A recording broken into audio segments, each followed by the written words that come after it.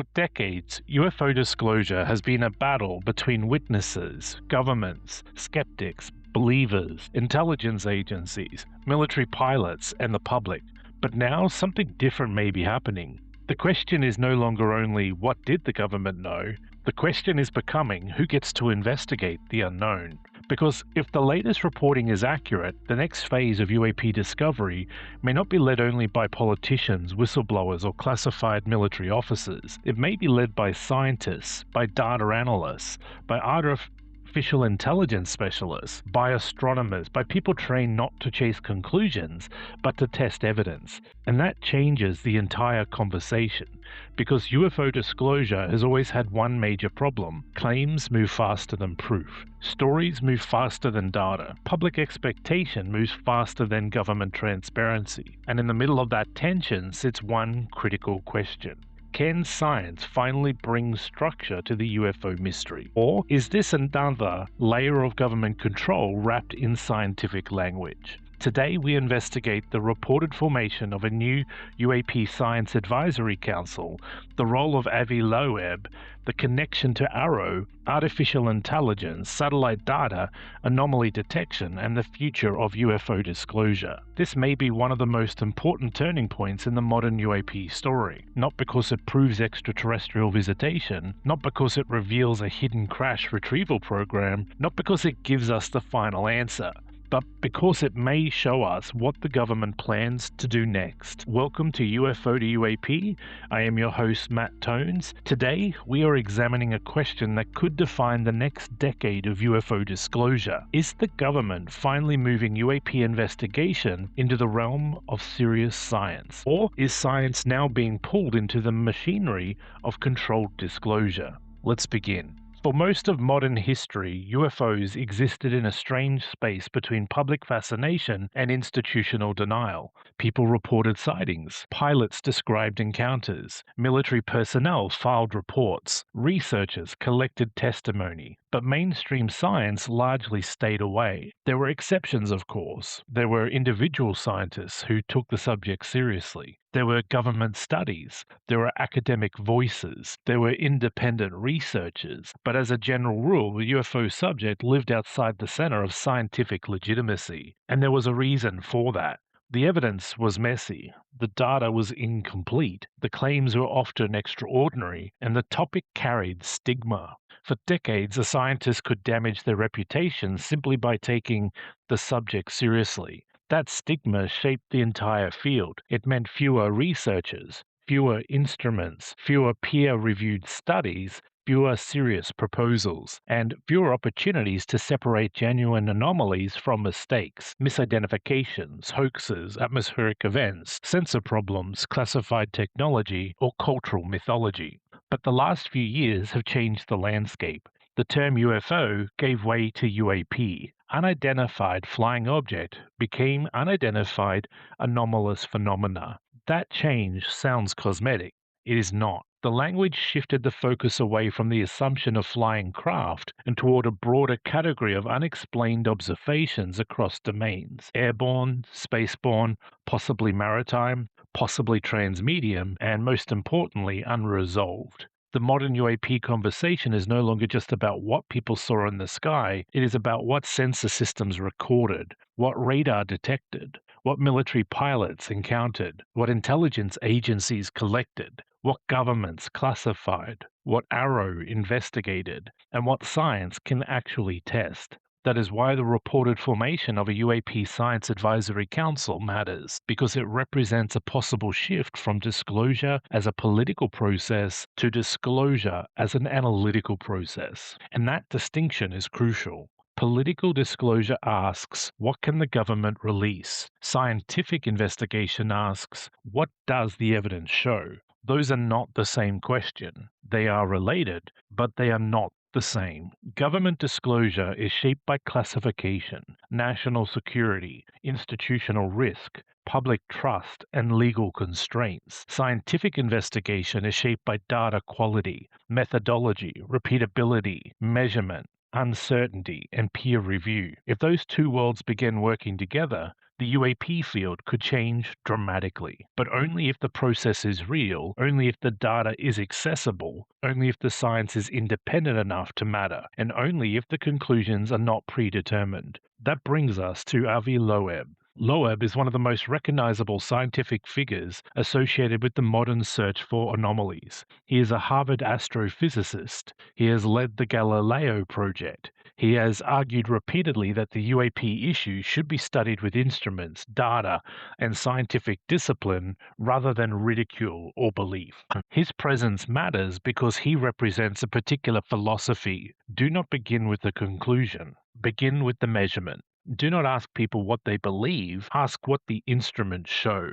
Do not turn the unknown into entertainment, turn it into a research problem. That approach is highly aligned with where UFO to UAP has been moving across recent episodes. We have covered the limits of evidence, the problem of classification, the rise of AARO, the Pentagon's UAP investigations, the issues of declassified UFO records, how governments track UFOs, and the future of UAP investigation through AI, satellites, and next generation detection. This episode now sits directly at the center of that arc. Because if a UAP Science Advisory Council is being built around scientific review, anomaly identification, AI tools, data analysis, instrumentation, psychology, material science, and statistics, then the UFO conversation is changing again, not into certainty, into process. And that may be more important than people realize, because one of the biggest weaknesses in UAP research has always been the absence of a trusted process. When a video appears online, people argue. When a pilot testifies, people argue.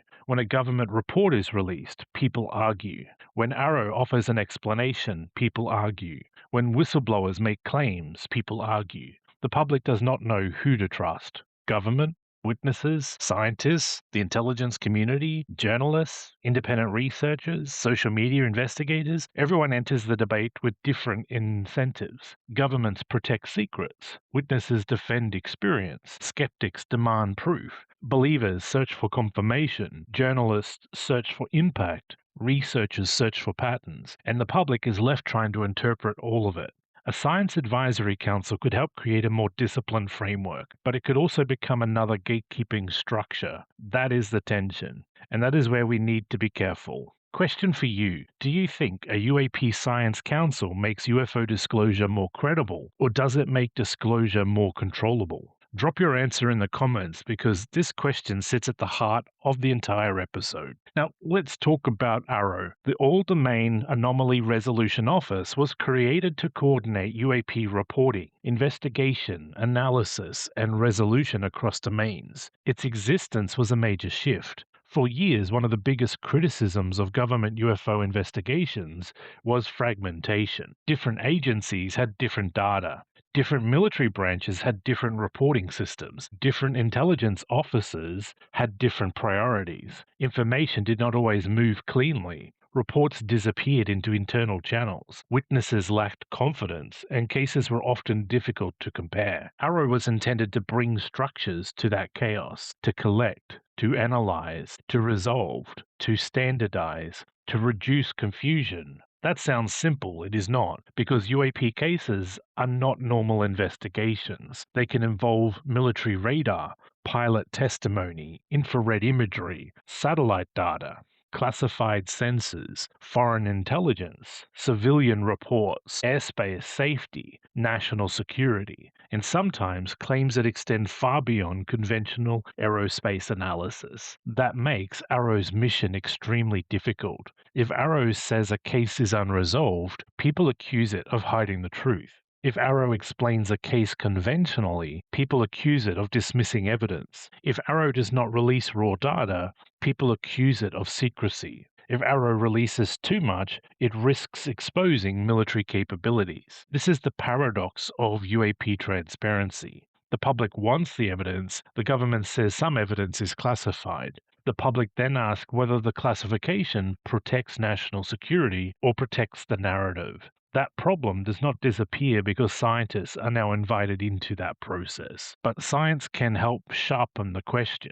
Instead of asking, "Do you believe AARO?" the public could ask, "What data was available? What methodology was applied? What alternatives were tested? What confidence level was assigned? What remains unresolved? What data would be needed to reach a stronger conclusion?" That is a much better conversation. That is a more mature conversation. And it is the kind of conversation UAP research desperately needs. Because UFO disclosure has too often been trapped between two extremes. On one side, every unexplained object becomes proof of non human intelligence. On the other side, every unexplained object is dismissed as error, confusion, or hype. Neither approach is good enough. The scientific approach should be difficult. It should say, "We do not know yet. Here is what we measured. Here is what we ruled out. Here is what remains possible. Here is what we still need." That may sound less dramatic than a smoking gun, but it is far more useful. And if the UAP Science Advisory Council can help move the conversation toward that standard, then it could be significant. The key word is if, because there are still major concerns. First, access. Will scientists actually receive the data they need, or will they only receive sanitized summaries? Second, independence. Will the Council be free to challenge government conclusions, or will it operate within boundaries set by the national security officials? Third, transparency. Will the public see meaningful findings, or will the process become another closed institutional layer? Fourth is scope.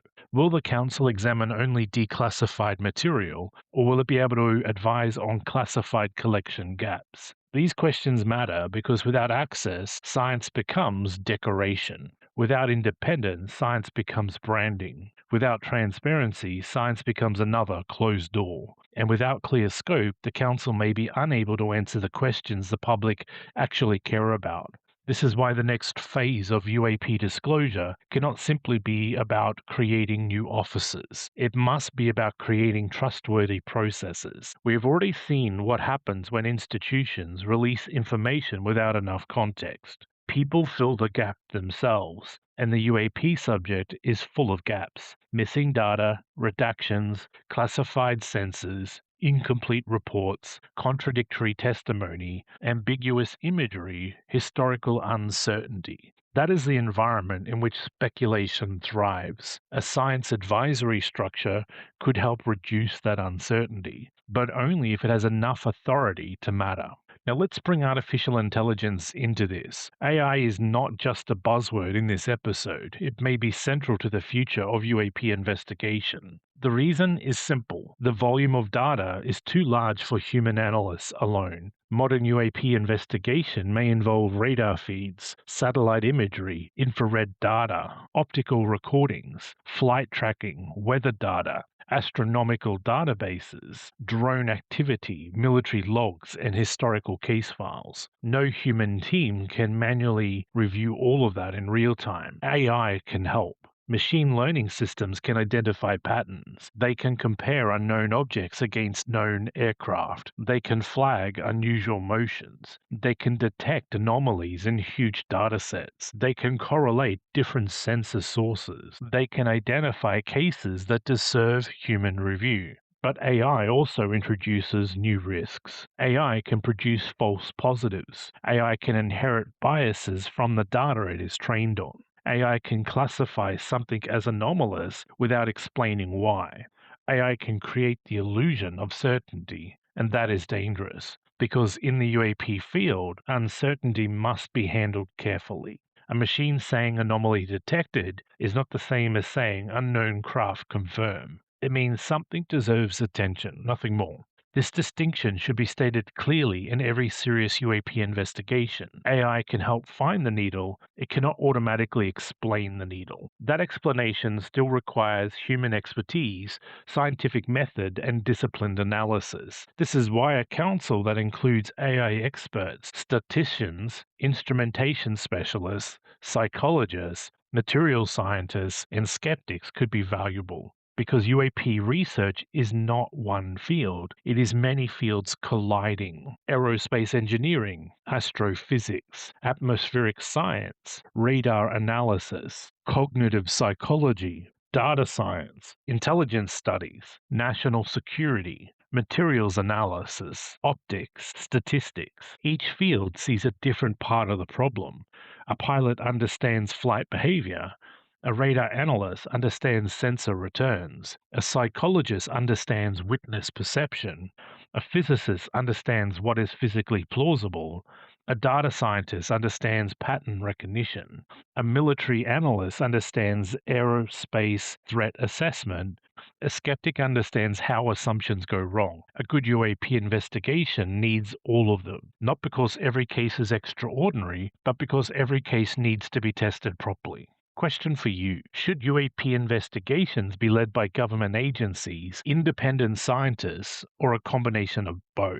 Tell me in the comments because your answer reveals how much trust you place in institutions versus independent research. Now, there is another reason this topic matters. The UAP Science Council story comes at a time when the government is already releasing more UAP related material. Through recent file releases, war.gov UFO archives, AARO imagery, congressional pressure, and public debate, the information environment is shifting. But file releases alone are not enough. A document release can show that a case existed. It does not necessarily resolve the case. A video can show something unusual. It does not necessarily explain what the object is. A witness can describe an encounter. It does not necessarily prove origin. This is the difference between disclosure and investigation. Disclosure reveals, investigation explains. The public often treat them as the same thing, but they are not. A government can release thousands of pages and still not answer the core question. AARO can publish cases and still leave people unsatisfied. Congress can hold hearings and still not produce proof. Whistleblowers can testify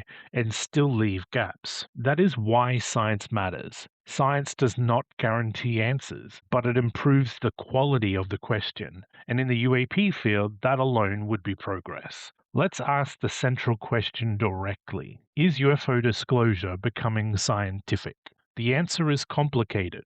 In one sense, yes. The language has changed. The institutions have changed. The tools have changed. The involvement of scientists has increased. The focus on data has grown. NASA has examined UAP from a scientific perspective. AARO exists as a formal investigative office. Researchers like Avi Loeb have pushed for instrument-based study. Commercial satellite systems, AI tools, and sensor networks are now part of the conversation. This is not the same UFO debate that existed in the 1950s. But in another sense, no, the field still lacks full transparency required for broad scientific confidence. Most raw military sensor data remains inaccessible. Many government processes remain classified. Independent researchers often do not have access to the best evidence. Public cases are often incomplete, and many claims still depend on trust rather than verification. So perhaps the better answer is this: UFO disclosure is not fully scientific yet, but it may be moving towards science. And episode 50 matters because it may mark a turning point in that movement, not a conclusion, a transition from rumor to records, from records to data, from data to analysis, from analysis to institutional science. That is the arc of the modern UAP story, and that is why this moment deserves attention. Now, some listeners may ask, why should we trust Avi Loeb? The answer is not that we should blindly trust anyone. Not Loeb, not AARO, not the Pentagon, not whistleblowers, not skeptics, not believers. The point is not trust the person. The point is trust the process. Does the process allow difficult questions? Does it allow dissent? Does it allow skeptical review? Does it allow public accountability? Does it separate evidence from interpretation? Does it admit uncertainty? Does it tell us what data is missing? Those are the standards that matter. One scientist does not solve the UAP mystery. One office does not solve the UAP mystery. One file does not solve the UAP mystery. But a better process might move us closer. That is the real story. because the UAP field has been damaged by bad processes for decades. Reports were ignored. Witnesses were ridiculed, files were classified, cases were fragmented, explanations were sometimes rushed, claims were sometimes exaggerated, public trust eroded. A science council cannot fix all of that overnight, but it could represent a step toward a more disciplined future if it is used properly. And if the public continues demanding clarity, now let's consider what success would look like. A successful UAP Science Advisory Council would not begin by promising answers. It would begin by defining standards. What counts as a high quality UAP case? What sensor data is required? How should witness testimony be weighted? How should radar data be verified? How should AI anomaly detection be audited? How should cases be categorized? How should unresolved cases be reported to the public? How should government agencies coordinate data? How should civilian scientists contribute? How should classified information be summarized without misleading the public? These may sound like bureaucratic questions, they are not. They are the foundations of credibility. Without standards, every case becomes a fight. With standards, cases can be compared, evidence can be ranked, uncertainty can be explained, and the public can better understand why some cases remain unresolved. Question for you. Would AI, satellite data, and sensor fusion make you trust UAP evidence more than eyewitness testimony? Or do you still think human witnesses are essential? Drop your view in the comments. This question matters because the next era of UAP investigation may be defined by the tension between machine evidence and human experience. If the future of UAP research becomes data-driven, witnesses will not disappear, but their role may change. A witness may become the trigger for an investigation. Sensors may become the verification layer, AI may become the filtering system, scientists may become the interpretation layer, government may remain the collection authority, and the public may become the pressure mechanism. That is a very different model from the old UFO era. The old model was someone saw something. The new model may become someone saw something, sensors recorded something, AI flagged something, scientists reviewed something, governments released something, public debate tested something.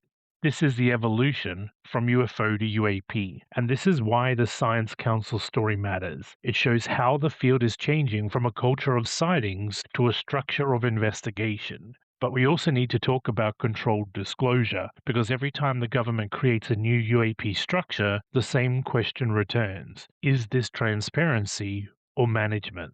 The answer may be both. Governments do not release information neutrally. They manage risk. They protect sources and methods. They consider foreign adversaries. They assess public reaction. They guard institutional credibility. Even when governments disclose, they rarely surrender control completely. That does not mean every disclosure effort is deceptive, but it does mean we should understand the environment. A UAP Science Advisory Council could increase transparency, it could absorb public pressure, it could provide scientific credibility, it could also limit what questions are asked, it could help identify real anomalies, it could also classify the most interesting data. This is why the public must pay attention not only to the existence of the council, but to its outputs. What does it actually produce? Reports? Recommendations? Public findings? Data standards? Declassified guidance, scientific papers, new instrumentation proposals, case reviews, or only statements? This is how we judge whether it becomes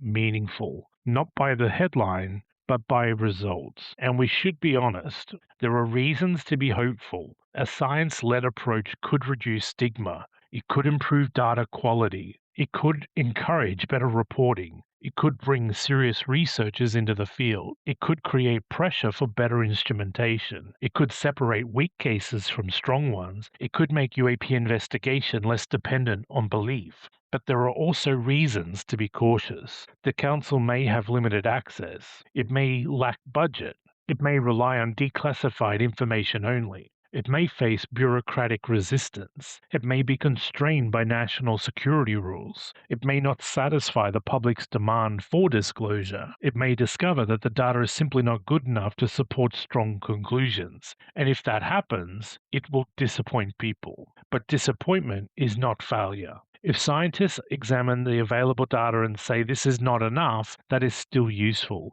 because the next question becomes what data would be enough? This is how science moves forward, not by forcing certainty, by identifying what is missing. And that may be the most important contribution to UAP Science Advisory Council could make. It may not tell us what UAP are, it may tell us what we need to collect next. Better radar, better optical systems, better infrared data, better metadata, better reporting standards, better access to historical records, better AI auditing, better coordination between military and civilian systems, better scientific review. That would be a real contribution, because the UAP mystery may not be solved by one dramatic revelation. It may be solved, if it is solved at all, by better systems, better instruments, better data, better methods, and better questions. As we reach the end of this investigation, we need to place this moment inside the larger story. UFO to UAP has followed the arc from historical mystery to government investigation, from Roswell to Blue Book, from the Condon Report to ATIP, from whistleblowers to AARO, from classified files to modern sensor networks, from human testimony to artificial intelligence, and now possibly from disclosure politics to scientific governance. That does not mean the mystery is ending. It means the structure around the mystery is changing. And sometimes the structure tells us as much as the evidence. The creation of a science advisory layer suggests that the UAP question has become too persistent to ignore, too data-rich to dismiss, too politically viable to bury, and too scientifically interesting to leave entirely inside classified systems. This does not prove extraordinary claims, but it does prove something important. The unknown has entered the institutional mainstream. It is now a subject for officers, councils, scientists, data systems, AI models, declassification processes, and public scrutiny. That alone is a remarkable transformation. Question for you: is this the beginning of a serious scientific UFO disclosure, or is it just another layer of bureaucracy? I want to hear your take in the comments, because the answer to that question may determine how we interpret everything that comes next. If this council produces meaningful standards, public findings, and better data collection, it could become a turning point. If it disappears into closed-door processes, it may become another missed opportunity. For now, we should neither celebrate blindly nor dismiss cynically. We should watch carefully, ask better questions, demand transparency, respect the scientific process, and refuse to confuse uncertainty with failure. The UAP mystery has survived because the answers have never been simple. But perhaps the next era will not be defined by who makes the boldest claim. Perhaps it will be defined by who can build the best method. Because in the end, disclosure is not just about opening files, it's about creating a process the public can trust. This has been UFO to UAP. I'm Matt Tones. If you found this episode valuable, follow the show, share it with someone interested in UAP disclosure, AARO, artificial intelligence, UFO research, and the future of scientific investigation. And remember, the most important question may no longer be whether governments are hiding the truth, it may be whether science has finally been given the tools to find it.